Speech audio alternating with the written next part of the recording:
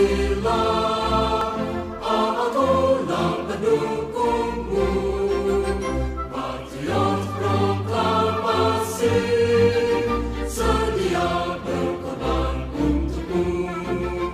Pancasila dasar negara, rakyat adil makmur sentosa, pribadi bangsaku. Ayo maju, ayo maju, maju, ayo maju, maju. Assalamualaikum warahmatullahi wabarakatuh. Bagaimana kabar anak-anak ibu pada hari ini? Ibu harap semuanya dalam keadaan sehat walafiat.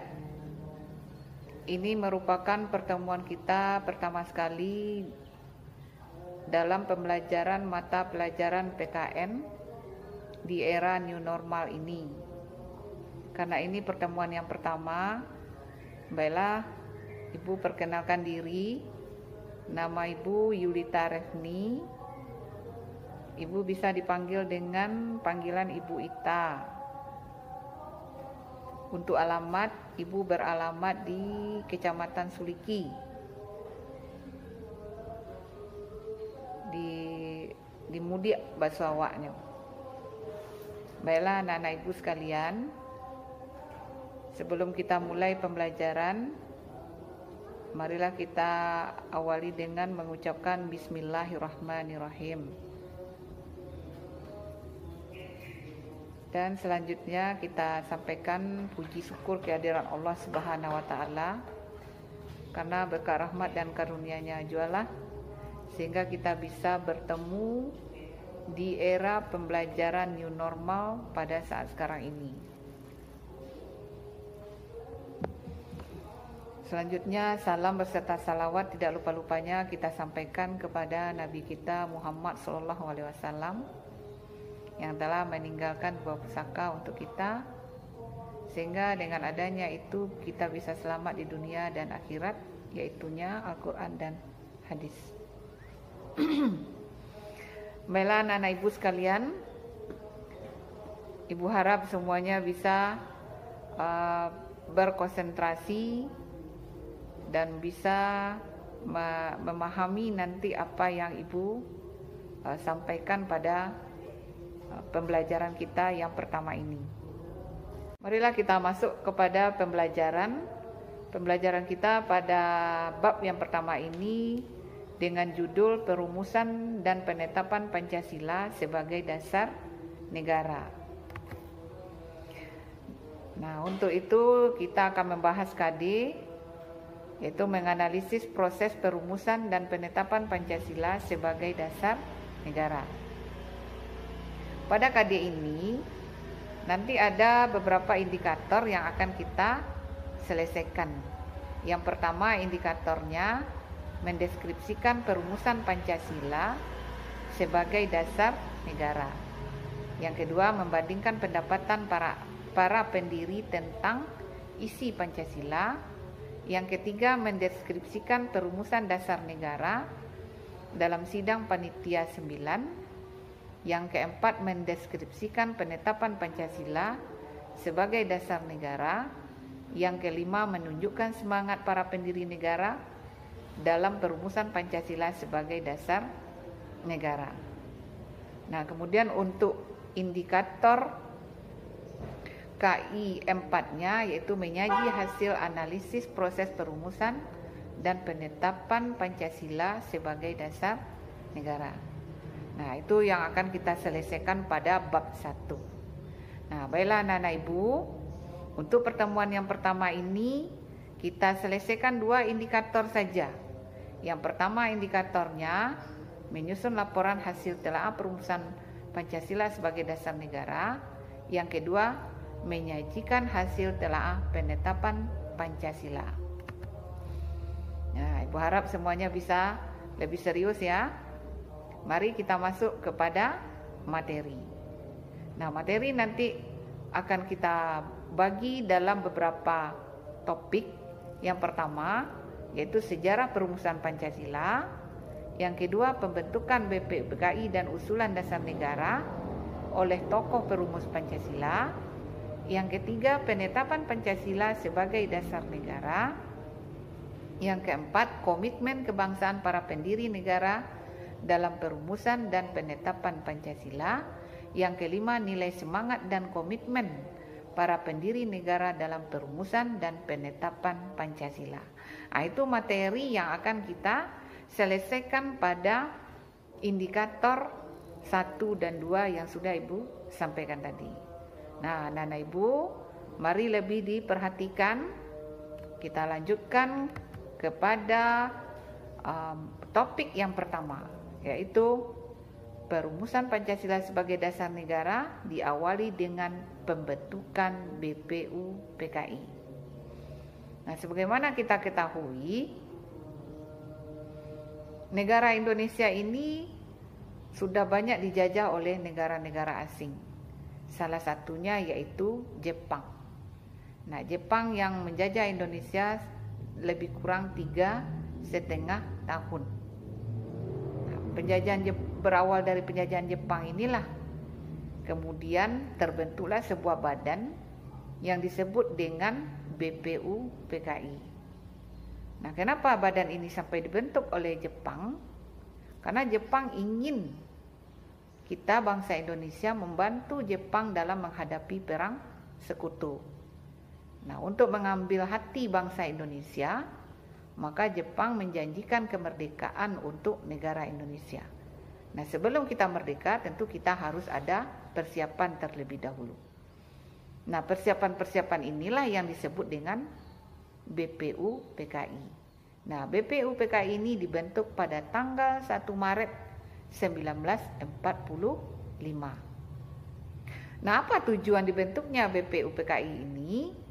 Adalah untuk menyelidiki dan mempelajari segala sesuatu yang dirasa penting yang nanti terkait untuk persiapan Indonesia merdeka. Jadi dengan kata lain, BPUPKI ini bekerja untuk hal-hal penting yang ada hubungannya dengan tata pemerintahan Indonesia apabila Indonesia nanti merdeka. Nah, kita lanjut kepada yang berikutnya, yaitu latar belakang pembentukan BPUPKI. Nah, sebagaimana kita ketahui tadi, bangsa yang terakhir menjajah Indonesia itu adalah Jepang. Nah, Jepang ini menjajah Indonesia lebih kurang 3,5 tahun. Nah, di samping dia menjajah Indonesia, Jepang juga pernah menjanjikan kemerdekaan buat bangsa Indonesia. Nah, berawal dari janji kemerdekaan inilah akhirnya terbentuk yang disebut dengan sebuah badan BPUPKI.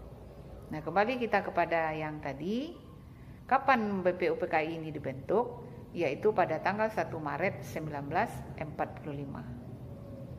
Nah, sejak dibentuk BPUPKI ini, kenapa sampai dibentuk BPUPKI ini oleh Jepang? Karena Jepang ingin mengambil hati bangsa Indonesia. Karena Jepang masuk ke Indonesia itu dengan semboyannya yaitu Jepang Pelindung Asia, Jepang Pemimpin Asia, dan Jepang Cahaya Asia. Nah, semboyan ini didengungkan oleh Jepang kepada seluruh rakyat Indonesia, yang ujung-ujungnya nanti tujuan Jepang itu adalah ingin menarik simpatik bangsa Indonesia. Sehingga setelah menarik simpatik bangsa Indonesia, nanti bangsa Indonesia mau membantu Jepang dalam menghadapi sekutu. Itulah kira-kira latar belakang terbentuknya BPUPKI. Nah, kita lanjut lagi kepada keanggotaan BPUPKI. Nah, keanggotaan BPUPKI ini itu terdiri dari 60 orang.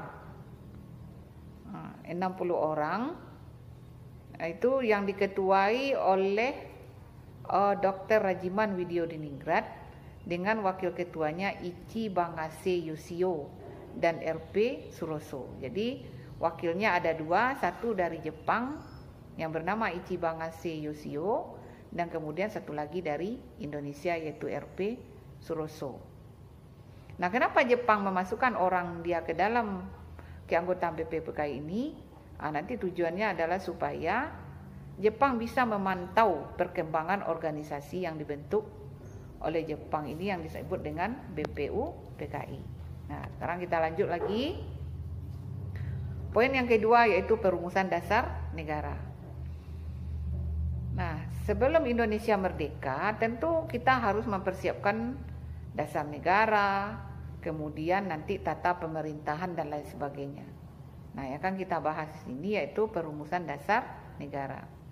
Nah, perumusan dasar negara ini itu diawali dengan sidang pertama BPUPKI yang berlangsung dari tanggal 29 Mei sampai 1 Juni 1945. Nah, selama sidang itu, maka muncullah 3 orang tokoh yang mampu memberikan usulan dasar negara kalau seandainya Indonesia merdeka nantinya. Yang pertama, tokohnya adalah bernama Mr. Muhammad Yamin. Nah, Mr. Muhammad Yamin ini mengusulkan dasar negara itu pada tanggal 29 Mei 1945. Dia mengusulkan dasar negara itu dalam 2 versi. Ada versi lisan dan ada versi tulisan.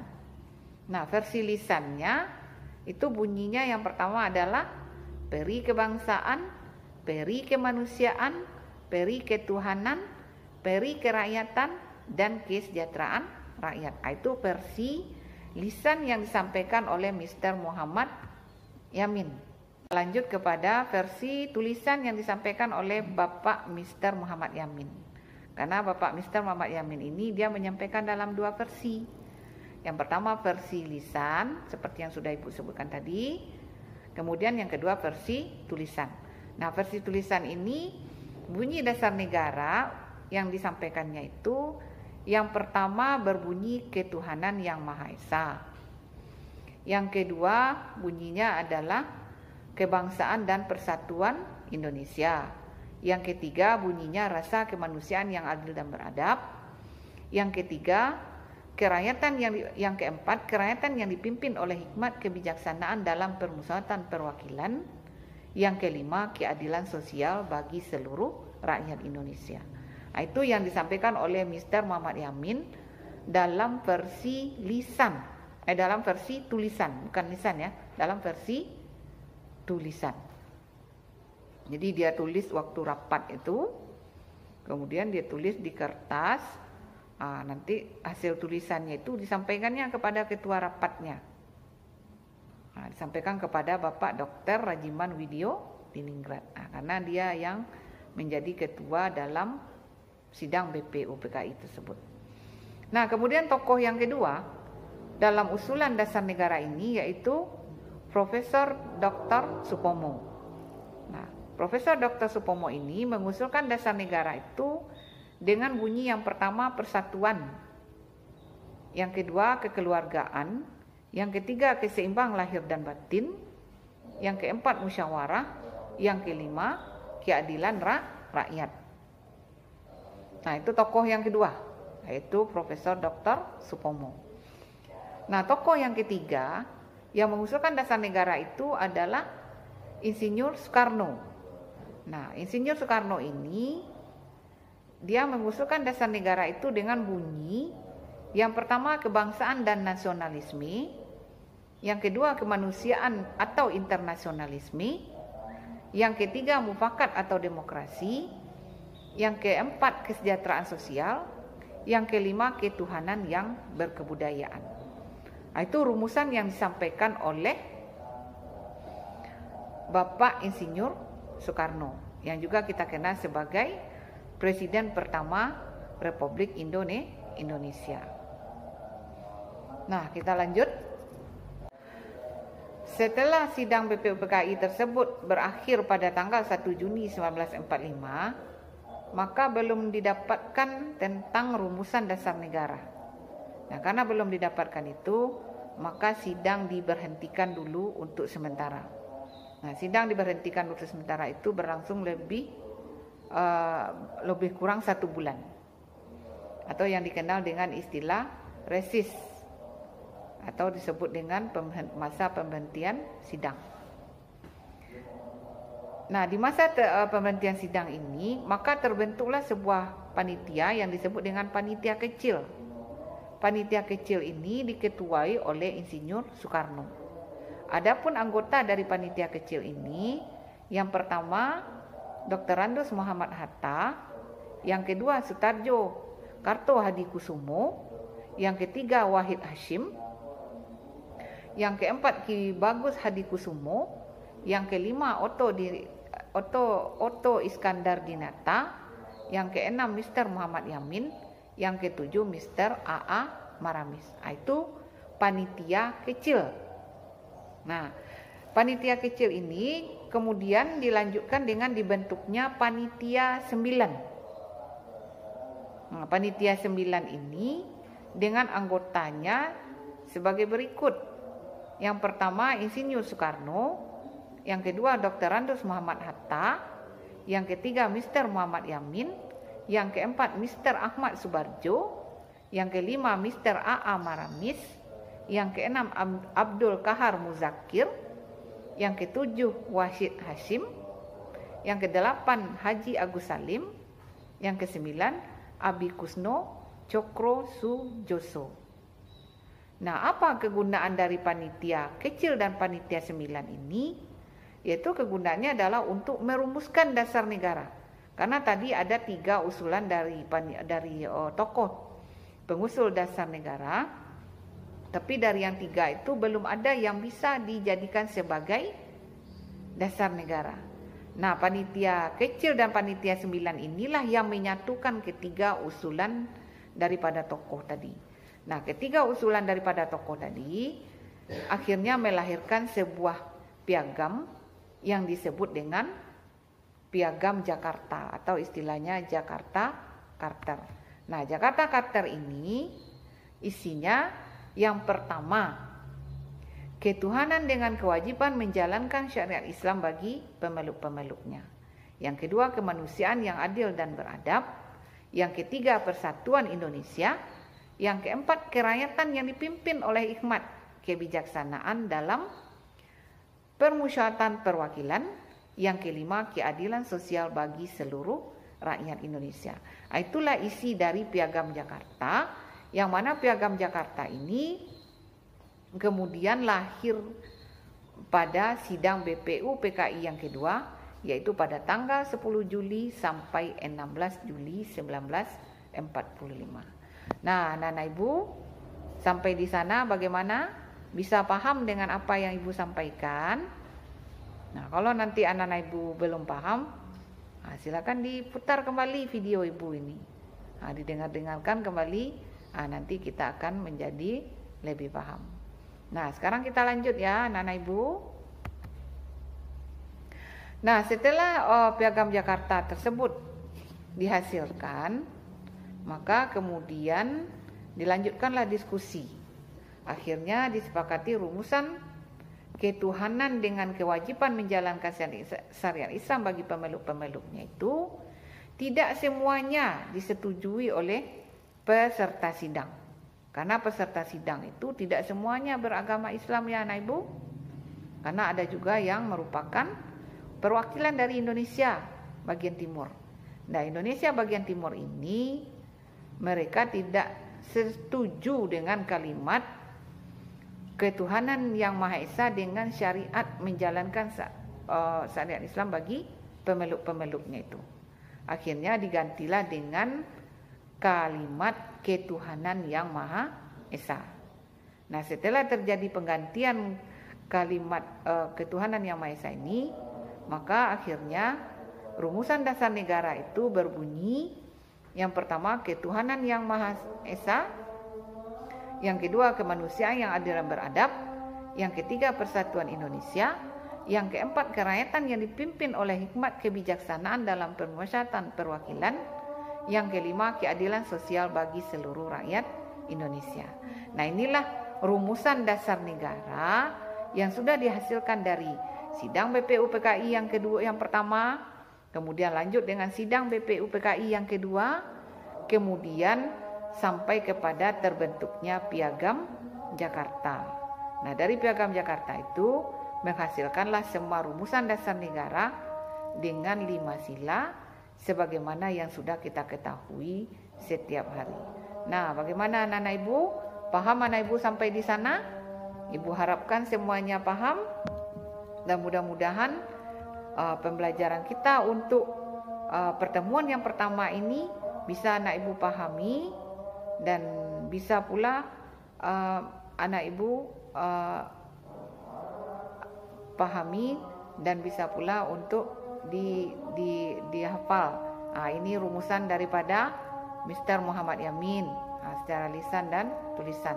Kemudian ini rumusan Mr. Supomo dan ini rumusan dari Bapak Insinyur Soekarno.